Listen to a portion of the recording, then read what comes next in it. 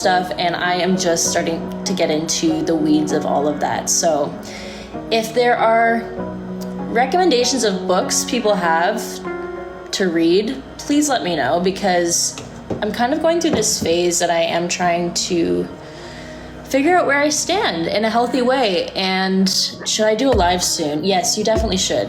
Please do. If you want to join on my live, we can do that together and have a discussion, because I think that's something that people definitely want to hear and also are curious about, is just different denominations and theological beliefs and understanding, and also different ways that churches function in terms of the way that they make decisions, how changes come to be in a church, and all of that stuff. It's hard to find a church that you can truly resonate with. I grew up non-denominational, but going to a cliffhanger. You're going to a what?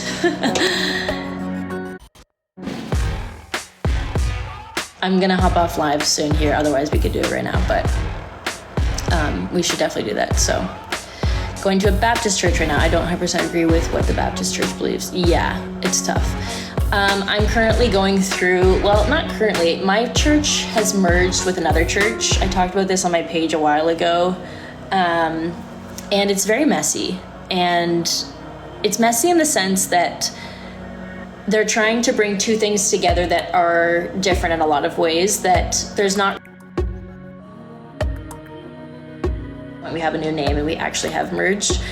We are a church with multiple locations now, which is something that I kind of struggle with. Like, at what point does it go from having like a single church with a single service to straight up just planting another church, rather than having one entity with all these different, locations and different services?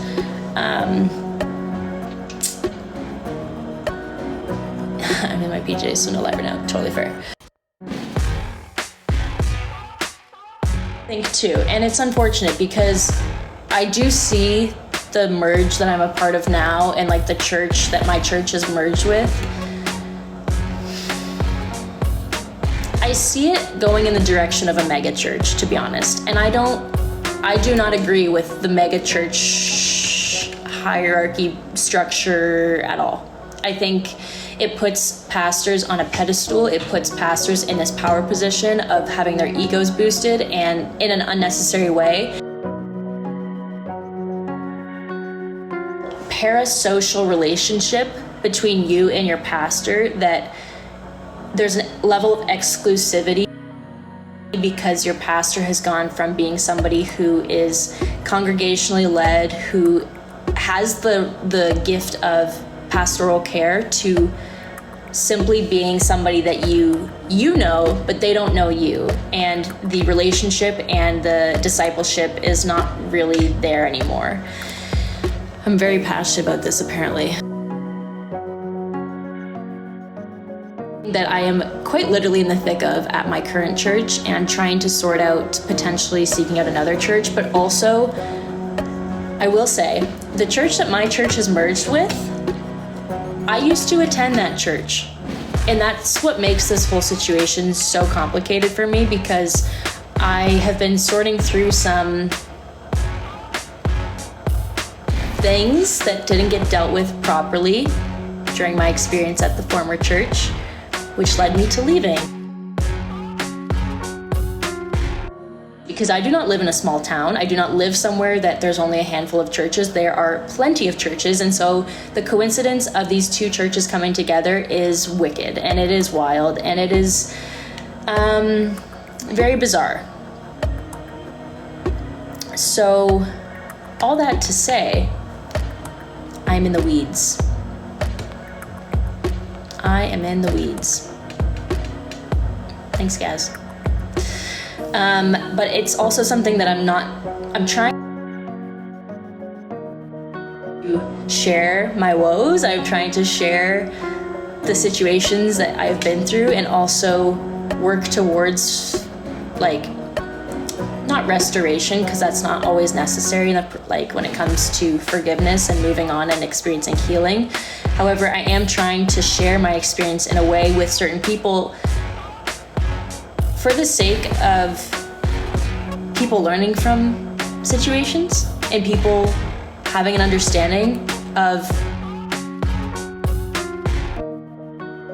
how a church comes to make decisions and how a pastor disciples and cares for the congregation. My church is a mega church, and it seems like some people are more there for the pastor. Yeah, that's real. Hello.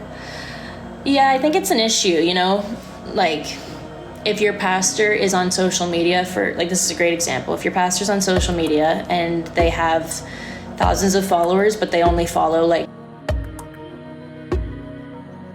how you manage your social media as a pastor says a lot about you.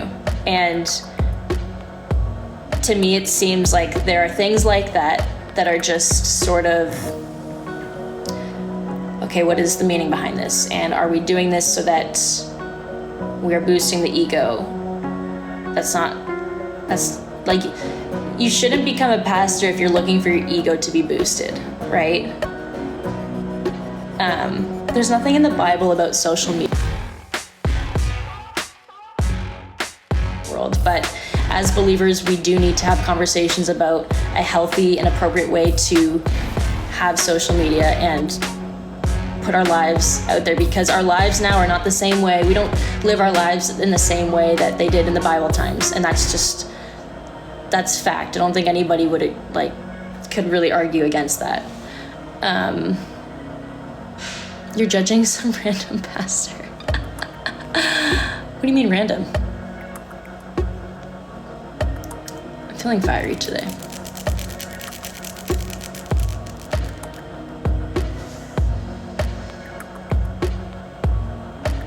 John 3:16. I wish I knew church-going females that lived by me. Tough. That's like the best way to meet somebody, I feel like, is at church, right? Do you think pastors should be allowed to have boyfriends? If it's a girl pastor and she's not married, yeah, you can have a boyfriend. Boyfriends? This question's strange. Sometimes I read the question or I read the comment before I should, and then it's just something I should have ignored in the first place. It's not judging, it's the truth, how pastors are being these days. Yep. Thoughts on Jim Baker? I don't know who that is. Thank you.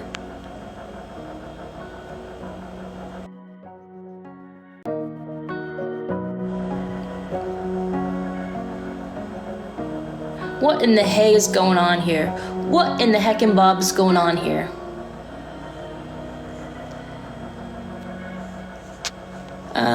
Let's see. Start your own church. You seem to know more than what institutionalized religion seems indoctrinated with.